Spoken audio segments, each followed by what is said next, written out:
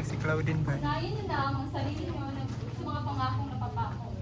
Sanayin niyo na rin ang mga sarili niyo na wala tayong matulong dito. Ate, tama na. Turtang talong lang ang ulam. Di bale, pag nagpadala uli yan ng pera, marami na ulit tayong ulam. At hindi lang ulam ha. T-shirts, pabangos, bags, Ate, sapatos. tama na sabi eh. Michael, sige na, daday, tama ka sa kuya mo, pumasok kami sa kwarto. Sige na anak, daday. Pwede ba?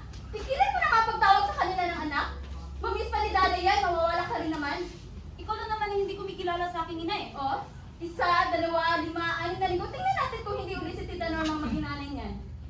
Ano ba talaga ang gusto mo, Carla, ha? Hindi ba ito ang gusto mo? Pinagtutulakan mo kung umalis? Oo, at sana huwag ka nang bumalik. Bastos ka talaga, no? Nay! Ano? Ano? Lalayas ka na naman? Sige, lumayas ka! Magpakabuwag ka sa bisyo mo! Magpakasawa ka sa mga lalaki mo! Oo, talaga gagawin ko yun. Oo, lumayas ka! Lumayas ka! Magpabuntis ka! Nay, tama na. Tingnan ko lang kung respetuhin ka ng mga anak mo. Kapag asin na lang inuulam nyo, at nagpapakaputa ka na para lang may sasakas mura niya.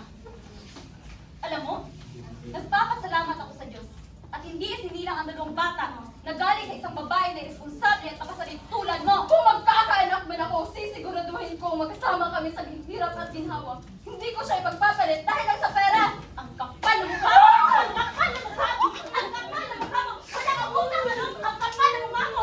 Ikaw ang sumira ng buhay mo! Ang kapal ng mukha mo! Kung ayaw mo sa akin, ayaw ko rin sa'yo! Sana, hindi na lang ako naging ina mo. Sana hindi rin kita naging anak. Ngayon, kung iniisip mong hindi mo ako pinili bilang isang ina mo, sana maisip mo rin na ilang beses kong ginusto na hindi na kayo pinanganak para hindi niyo maranasan ang hirap dito sa mundo.